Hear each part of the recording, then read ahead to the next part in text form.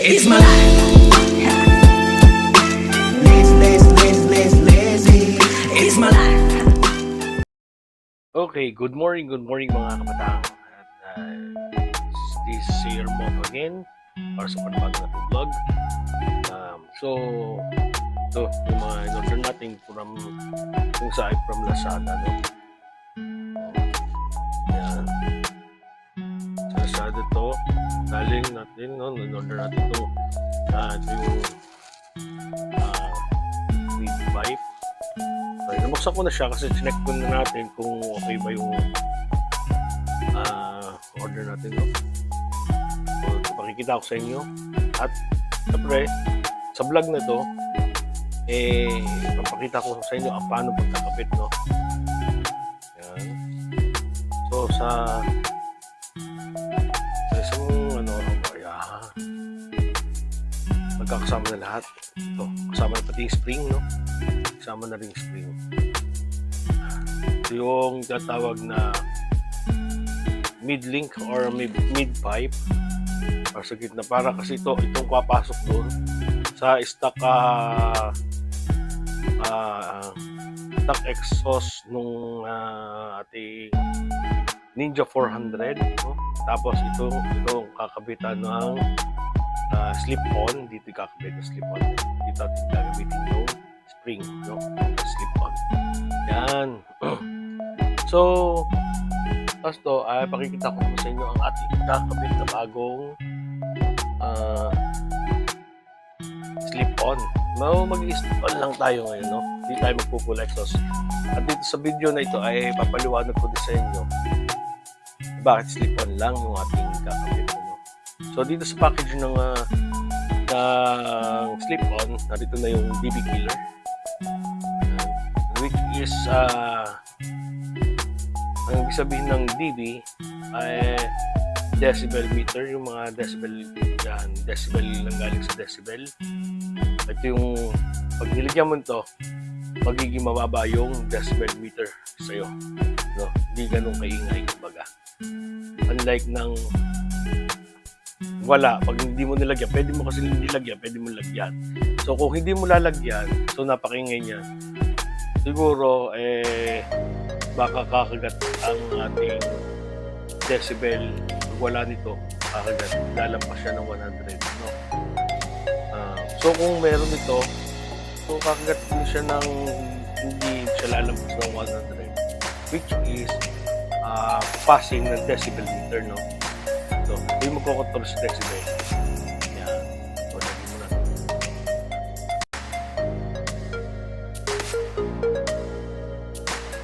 Yan. So, dito, ito ang ating lalagay. So, ito hindi ko in-order sa Lazada to, no? Ito in-order ko sa tao, no? Yan. Ating magiging bagong pipe. Charan! Always SC Project. Yan. So, ito ay hindi naman hindi original na SC Project talaga. Unlike doon sa nilagay natin sa Yamaha R3 natin na talagang original at yun ang mahal na SC Project. So, ito naman yung SC Project na mura lang, na yung ordinary lang, yung hindi siya dahil marami rin kasi ako nakikita na original nito, tapos at yung hindi original nito, halos magka-parehas lang sila ng performance at parehas din sila ng tunog. Yan. Ito yung, kung maliit yung tubo o yung sa lower CC, pwede kasi siya gamitin. Lalagyan nyo lang nito. Pero kung gagamit natin sa big bike, sa Ninja 400 na, tatanggalin natin to. Tatanggalin natin to. Skip. Ano mo lang, dandahan yan. Wait, hindi ko matanggal Yan. Malukot malsik. Yan. Tatanggalin yan, no? Yan. Dito magiging itsura niya ngayon.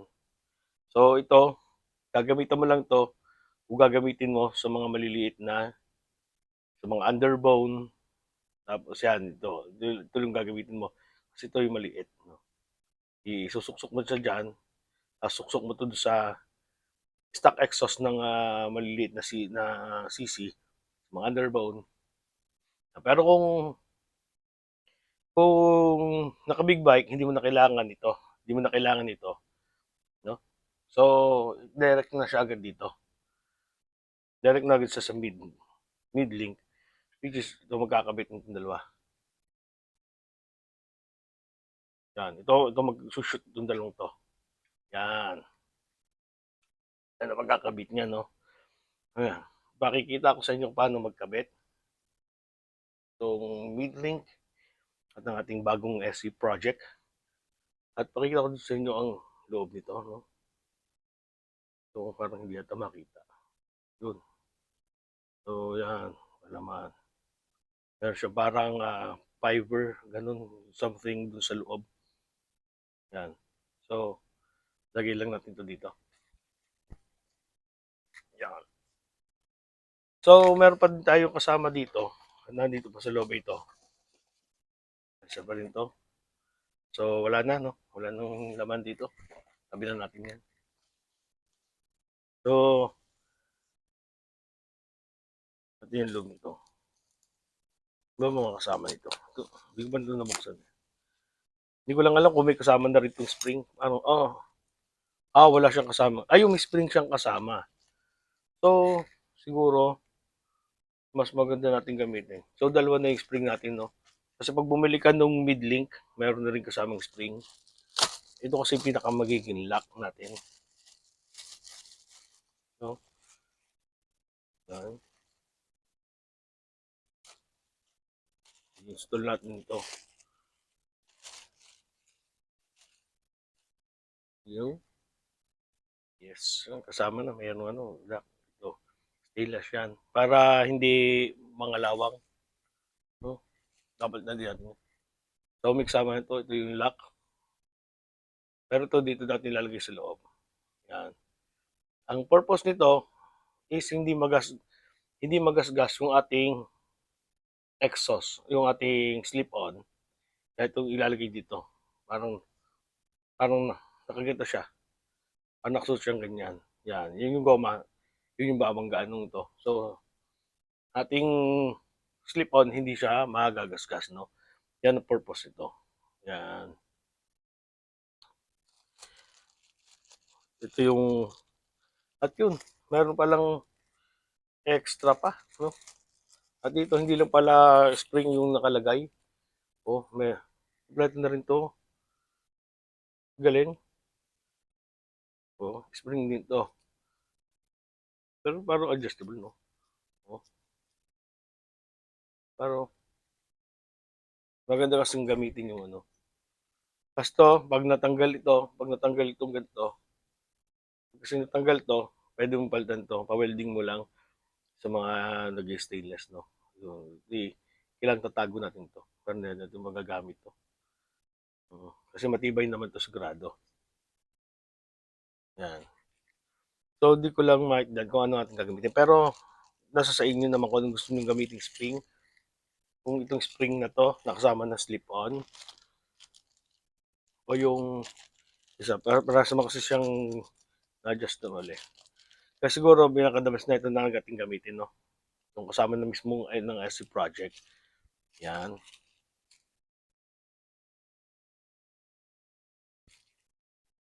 So, dito natin nilagay muna. So, balik muna natin. At, meron kasi yung mga nalilito at nagtatanong din tungkol doon sa ating pag ba daw, may message sa akin ako, pag ba daw nagpalit sila ng slip-on, kung kailangan din ba ng remap kung slip-on lang ipapalitan. Ang sagot natin dyan, kahit hindi na tayo magpa-remap, basta slip-on lang yung ating gagamitin. No? Yan.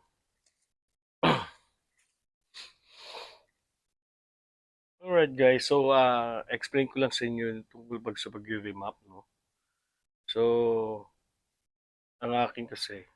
Kaya hindi na tayo, kaya slip-on lang yung papalitan natin ngayon sa ating Kawasaki Ninja 400 is napakahirap kasi pag nagpa-remap ka, halimbawa kailangan mong magpalit ulit o mag-stock exhaust, obligadong ibabalik mo din yung dating remap, yung stock remap niya, yung dating mapa niya, babalik mo, no? So, kaya slip-on lang papalati para hindi tayo magbalit ng remap. Pag nagpalit ka ng full exhaust, saka ka lang magre-remap. Yan. Katulad ng ating Yamaha R3 na pinalitan nating full exhaust mula sa may makina hanggang doon sa may dulo, sa may slip-on, pinalitan natin. So, kaya ipinarimap natin yun, no? Dito sa ating Kawasaki Ninja, hindi na natin siya ipaparimap kasi hindi naman natin gagalawin o di natin tatanggalin yung catalytic converter. Yan. May nagtatanong din sa akin na ano ba ang pagkakaiba ng reflash at ng remap para sa mga big bike, no? Ang reflash kasi, ang ibig sabihin niyan, pag niremap mo, ay totally, i-reflash mo yan. Ibig sabihin, yung dating mapa, yung stock map niya, eh, i-delete mo lahat yon o tatanggalin mo lahat, babaguhin mo lahat ulit, i-remap mo ulit. Yun ang tinatawag na remapping. Yan. Siyempre, pag nag-remapping ka, automatic, reflash yun. Kumbaga tatanggalin yung dating mga mapa. Yun lang yung reflash and remap na pagkakaiba nun, no? So, pag ulit-uli, pag nag-remap ka, automatic, mare-reflash yun. Yun yung madaling sabi, no? So, ano guys, kakabit na natin tong ating SC project. Install na natin. Para matingnan natin yung sounds, no? Pero nagtingin ako ng nanood na rin ako sa mga YouTube ng mga nag-slip-on lang na SC project. Napakaganda rin. Same din lang. Kasi yung tunog nung naka-full exhaust at yung naka-slip-on lang is the same din yung tunog. Same din tunog. Kaya nasa sa inyo guys kung ang gusto nyo yung tunog, yung nahabol ninyo yung tunog, mag-slip-on na lang kayo para hindi yan namumutok, di ba? Kasi pag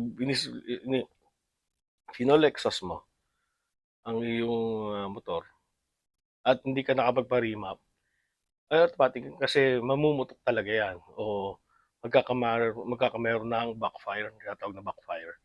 Kasi hindi tama yung fuel combustion niya, di ba?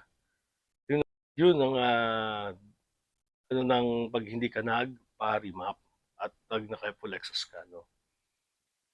So, pag naka-slip on ka, hindi mo na kailangan pa-remap kasi yung pa rin, hindi mo na tatanggal yung catalytic converter. Katulad itong gagawin natin, hindi natin tatanggal yung catalytic converter. So, hindi ko na kailangan magpa-remap. Yan. So, gusto ko lang naman ito, no? Kasi, alam mo guys, share ko rin lang sa inyo, ha? Hindi mo kasi mafe-feel yung pagka-big bike ng iyong motor kung hindi maingay, di ba? At saka, merong mga, pero ingat din kayo ha, yung mga city ordinance ninyo na baka may mga city ordinance na bawal ang mga maiingay na muffler, kahit big bike, inuhuli. Pero yan depende sa city na pupuntahan nyo. Yan yung nasa city ordinance. Wala tayong magagawa dyan. Di ba? So, kung mapapadaan kayo sa mga city na may city ordinance na bawal maingay at kahit big bike, inuhuli, wala tayong magagawa dyan kundi sundin natin yung kanilang batas doon, no? Yun. So, tara guys, kabit na natin. Okay, guys, ito ngayon ang ating Ninja 400, no? So, papalitan natin yung exhaust. Yung slip-on. Yun. So, ito yung tunog niya. Stock. Pag stock pipe, no?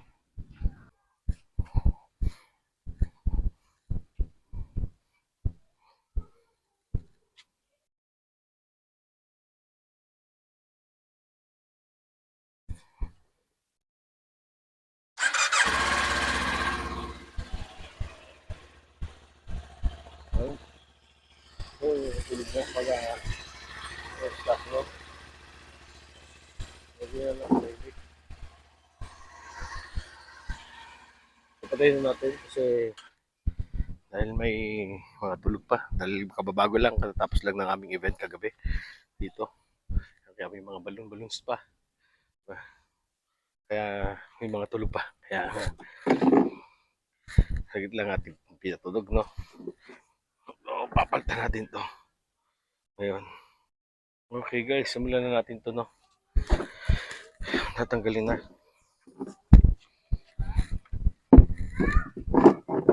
Oh.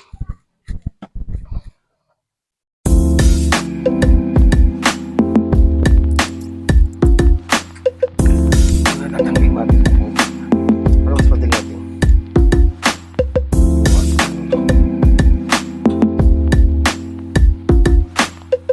So, meron tayo sa panlak para clip.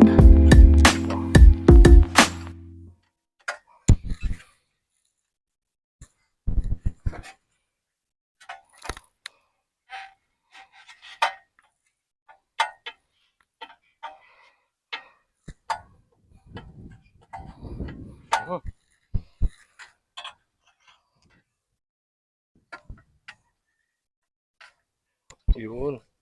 Kahila pa siya pa ganun. No? So, iyagan pa ganun.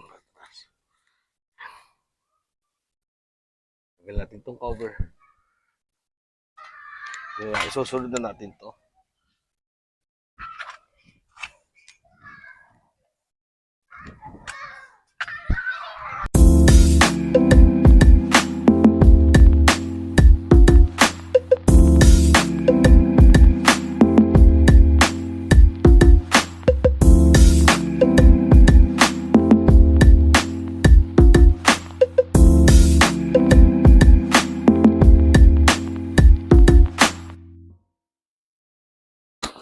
Okay guys, tatanggalin natin ito, no? Gagawin lang natin dito. Twist lang natin. Yan.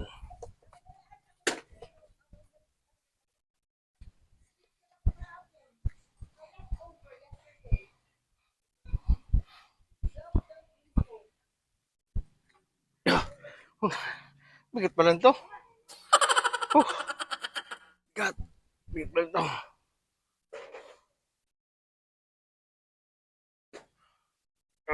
Ewan natin dito.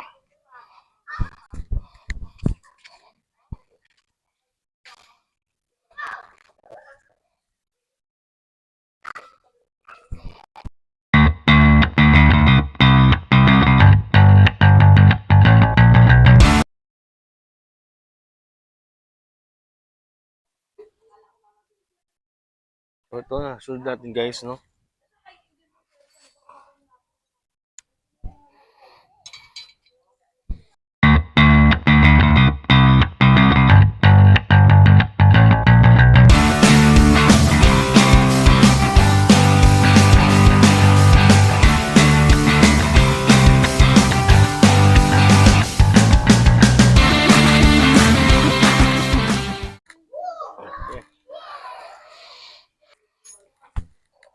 It's the final curtain.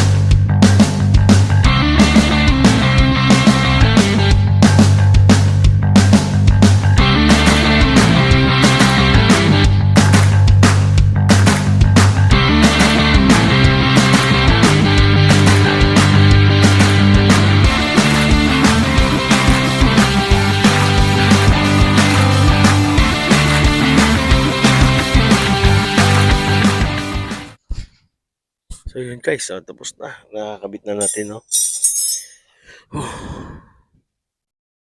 Ayos na, kaya lang hindi pa natin masa-soundcheck to. Mamaya na lang siguro natin masa-soundcheck. Kasi may mga tulog pa dito, mga puyat, no? So siguro mga mamaya hapon, check natin. Meron na naman tayong soundcheck ng stock pipe. Ito na lang, wala pa tayo, no?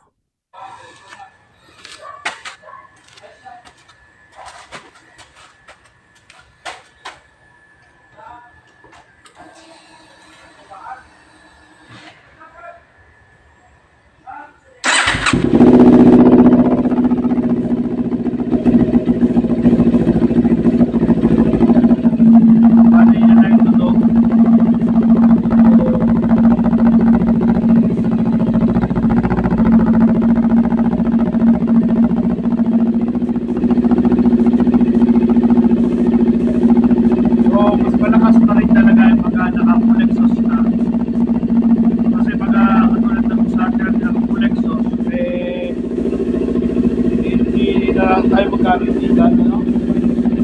So yan yung tulog ng SC project na hindi naka-full exhaust, no?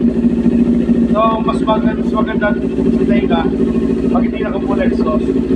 Pag kasi naka-full exhaust, sobrang sakit sa tainga, hindi na kayong sobrang ingay. Kaya yan yung kagandahan pag naka-stable lang, hindi ka nung ingay, hindi pasok sa tainga. No? So yan yung full start ng SC project, no?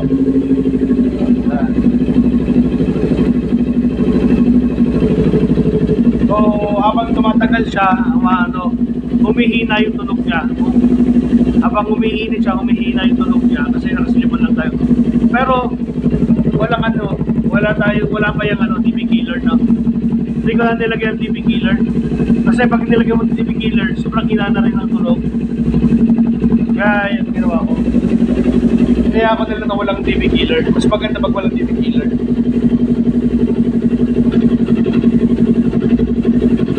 So dito kayo tatapusin natin vlog, guys.